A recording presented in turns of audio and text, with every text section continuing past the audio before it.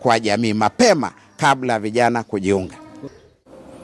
Viongozi wa kidini wameendelea kuwashinikiza wanasiasa kuwa makini kuhusu matamshi yanayotoa wanapohutubia wananchi wakati huu wa siasa za uchaguzi mkuu. Mhubiri Bernard Mushena kutoka Isiolo ameonya kwamba baadhi ya semi zinazotolewa na wanasiasa zinachochea wananchi kwa misingi ya kikabila.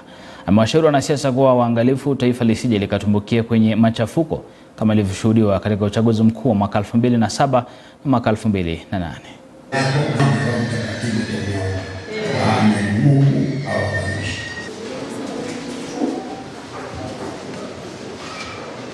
Political leader, kiongozi ambaye ni wa kisiasa, amempea maneno ya kuongea. Akisimama kama vile nimesimama leo, anaweza haribu ama kutengeneza. That one is very true. Na wakati kama huu,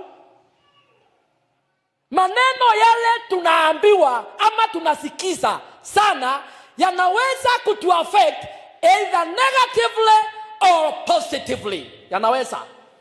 Yanaweza tuharibu akili, yanaweza kutufanya tulale tukiwa hatuna usingizi, ama tulale tukiwa sawa.